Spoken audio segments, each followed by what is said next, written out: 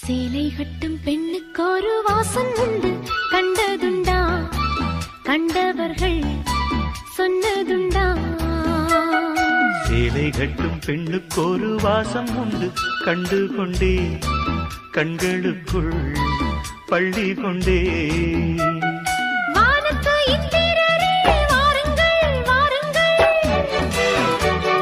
பெண்ணுக்குள் என்ன இன்பம் கூறுங்கள் கூறுங்கள். இதுபோல் இதமோ சுகமோ உலகத்தில் இல்லை.